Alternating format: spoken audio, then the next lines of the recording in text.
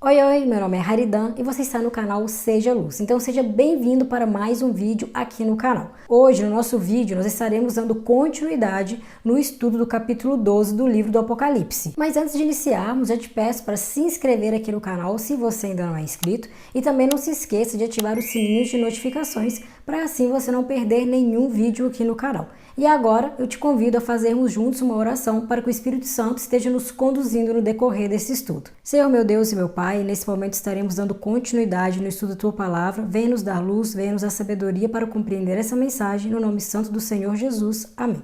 Então agora já pega a sua Bíblia e vamos juntos estudar a Palavra de Deus. No último vídeo nós vimos que aquela mulher vestida de sol que aparece em Apocalipse capítulo 12 é um símbolo claro da igreja verdadeira de Deus, do povo de Deus. E nós vimos também nessa profecia que essa igreja, que o povo de Deus, seria perseguido por um período de 1260 anos. E lá no versículo 6 do capítulo 12, nos diz que essa igreja, ela fugiria para o deserto, um local preparado pelo próprio Deus, e ali o povo de Deus seria sustentado, pelo Senhor durante essa perseguição. E nós vimos também que de fato isso ocorreu. Houve um período na história de 1260 anos de perseguição religiosa. Esse foi o período da Idade Média, onde se deu início ali à supremacia papal. Esse período se iniciou em 538 e se findou ali em fevereiro de 1798 com a prisão do Papa Pio VI. Mas a profecia também nos afirma que a Igreja de Deus, embora perseguida por todo esse período, seria uma igreja vitoriosa, triunfante e teria um remanescente nos nossos dias. E no vídeo de hoje nós veremos que remanescente é esse. A Bíblia traz duas características sobre esse remanescente. E essas características se encontram aqui no versículo 17 do capítulo 12 de Apocalipse. Veja o que a palavra de Deus nos diz. Irou-se o dragão, ou seja, Satanás, contra a mulher, que é a igreja, e foi pelejar com os restantes da sua descendência, os que guardam os mandamentos de Deus e têm o testemunho de Jesus. Então, dessa igreja do deserto, que foi perseguida por 1260 anos, sobrou um remanescente. E como nós vimos aqui no texto, é exatamente esse remanescente que Satanás, que o diabo odeia. E que povo é esse? Que remanescente é esse? O texto que nos diz que é o remanescente que guarda os 10 mandamentos de Deus e tem o testemunho de Jesus. Então entenda, Satanás, ele não odeia todas as igrejas. De acordo com a Bíblia, ele odeia aqueles que guardam os mandamentos escritos pelo próprio Deus e tem o testemunho de Jesus. Igreja que não guarda os mandamentos ou que guarda pela metade e não tem o testemunho de Jesus, esse Satanás não odeia, porque esses já lhe pertencem. Jesus, ele foi muito claro em dizer: se me amais, guardareis os meus mandamentos. Então o indivíduo que realmente ama Jesus, automaticamente ele irá fazer a vontade de Cristo, ele irá guardar os seus mandamentos. Muitos líderes religiosos dizem por aí que a lei de Deus foi abolida, mas ao dizerem isso, estão indo contra o próprio Deus e estão fazendo a vontade do inimigo de Deus. Porque o próprio Cristo disse lá em Mateus, no capítulo 5, versículo 17, que ele não veio para abolir a lei, mas ele veio para cumprir. E ele diz mais em Mateus e também lá em Apocalipse capítulo 22. Ai daquele que tira um i ou um tio da lei de Deus, da palavra de Deus e ainda ensina para outros. Ai daquele. A Bíblia nos declara que o pecado é a transgressão da lei. Mas se não tem lei, se a lei foi abolida, automaticamente então não tem pecado. E se não tem pecado, a morte de Cristo na cruz do Calvário foi em vão. Então entenda, a lei de Deus, ela não foi abolida. A lei de Deus, os 10 mandamentos, expressa o caráter do próprio Deus. Sendo assim, a lei é eterna. Mas muitos até guardam a lei de Deus, mas guardam pela metade. Acabam tirando um dos mandamentos. E nós sabemos bem qual é esse. O quarto mandamento, aquele que fala do santo sábado do Senhor. E assim colocam o domingo ou qualquer outro dia no lugar. Mas a pergunta que eu faço é: onde que a Bíblia diz para guardar o domingo ou qualquer outro dia? Quem deu autorização para alterar, para mudar a lei de Deus? Satanás, ele engana. Ele se apresenta como anjo de luz. Ele conseguiu enganar a terça parte dos anjos de Deus lá no céu. Um lugar puro, um lugar sem pecados, e mesmo assim ele teve êxito sobre a terça parte dos anjos. Imagina o que ele faz com a humanidade caída em pecado. Ele engana, ele seduz, ele mente. Então ouça a palavra de Deus e siga unicamente aquilo que se encontra nesse livro sagrado. E agora, voltando aqui para a profecia, quem Satanás odeia? Aqueles que guardam os 10 mandamentos de Deus e têm o testemunho de Jesus. Mas o que seria o testemunho de Jesus? Abra sua Bíblia em Apocalipse capítulo 19, versículo 10. Prostrei-me ante os seus pés para adorá-lo. Ele, porém, me disse: Vê, não faças isso. Sou conservo teu e dos teus irmãos, que mantêm o testemunho de Jesus. Adora a Deus.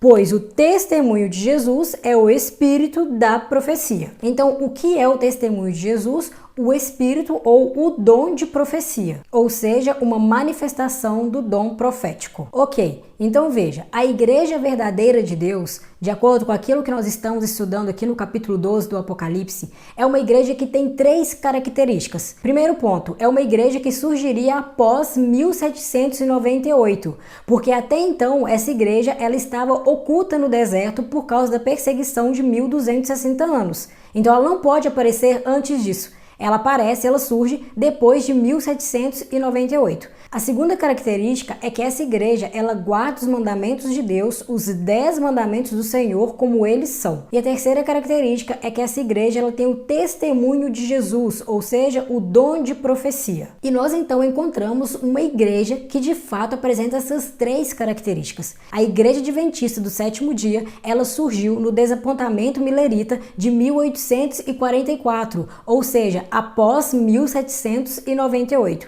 É uma igreja que sempre guardou e sempre guardará os 10 mandamentos do Senhor, inclusive o 4º mandamento que vem falando sobre o sábado. E essa igreja também teve um profeta, teve o dom profético manifestado em Ellen G. White. Ellen White foi uma mulher que durante 70 anos esteve ativa no ministério do Senhor. E ela recebeu de Deus mais de 2.000 visões e sonhos e escreveu mais de 100.000 páginas sobre diversos assuntos. Uma mulher que sempre exaltou a pessoa de Jesus Cristo. E antes de qualquer objeção, veja o vídeo que eu vou estar deixando aqui no card e também na descrição desse vídeo sobre Ellen White. E também procure ler os livros dela e compare todos eles com a Bíblia. E então você verá por si mesmo que, de fato, sem dúvida, essa mulher foi extremamente usada por Deus. Entenda, ela não está acima e nem no mesmo nível de igualdade da Bíblia. Os livros dela apenas nos auxiliam e ajudam a entender melhor a palavra de Deus. E eu não estou aqui dizendo que apenas os adventistas do sétimo dia serão salvos. Muitos adventistas irão se perder. E em todas as igrejas tem pessoas salvas.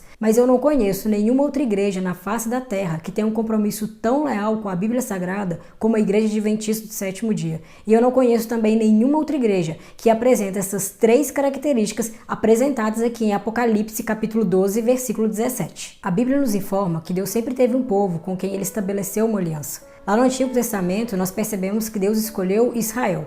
Quando Cristo veio a essa terra, nós percebemos que ele fundou a igreja sobre ele mesmo, que é a rocha, e colocou também os apóstolos e profetas por fundamento. No tempo do fim, após 1798, surgiria a igreja remanescente, e essa igreja continuaria como Adão e Eva, como o povo de Israel, como os apóstolos, guardando os 10 mandamentos de Deus, e essa igreja também teria o testemunho de Jesus. Entenda, nós somos salvos unicamente pela graça de Jesus Cristo, mas a graça de Jesus não é uma graça barata. Jesus não nos salva para continuarmos na desobediência, mas ele nos salva para uma transformação. Nós somos chamados a tomar uma decisão. Ou nós seguimos Cristo de maneira leal, guardando e obedecendo os seus mandamentos e fazendo aquilo que ele nos pede para ser feito, ou então nós enganamos a nós mesmos. E eu finalizo esse vídeo, esse estudo, com o que está em Apocalipse, capítulo 18, versos 4 e 5. Ouvi outra voz do céu dizendo: Retirai-vos dela, povo meu, para não serdes cúmplices em seus pecados, e para não participardes dos seus flagelos. Porque os seus pecados se acumularam até o céu, e Deus se lembrou dos atos iníquos que ela praticou. O convite de Cristo hoje é: sai dela, povo meu. Existem pessoas sinceras em todas as igrejas, mas o convite é: sai dela, povo meu, se referindo à queda de Babilônia. E Babilônia vem de Babel, que significa uma grande confusão. E é exatamente isso que nós estamos vivendo dentro do cristianismo. Mais de 40.000 denominações, mais de 40.000 placas de igreja, cada uma pregando o que quer. E a palavra de Deus simplesmente é esquecida. O grande conflito é real. A luta entre o bem e o mal existe. E Satanás não quer que você seja salvo. Qual será a sua decisão? Abrir o seu coração a Cristo e a partir de hoje estudar mais e mais a palavra de Deus e colocar em prática aquilo que ele te pede para ser feito, ou simplesmente ignorar isso e continuar vivendo como se você não soubesse dessas verdades? Não endureça mais o seu coração. Ouça e atenda o chamado do Mestre. Se volte para a Bíblia, busque o Pai em oração e se prepare para a volta de Jesus Cristo. Existem apenas dois caminhos, um estreito e um largo, um que leva à vida eterna e um que leva à morte eterna. O caminho estreito é difícil e cheio de obstáculos, mas é somente por esse caminho que nós alcançamos a coroa da vida eterna. Então aqui nós finalizamos o estudo do capítulo 12 do Apocalipse. Eu espero que você tenha entendido e espero também que você tome hoje uma decisão ao lado de Jesus Cristo. Que Deus te abençoe muito e nunca se esqueça, seja luz na vida das pessoas.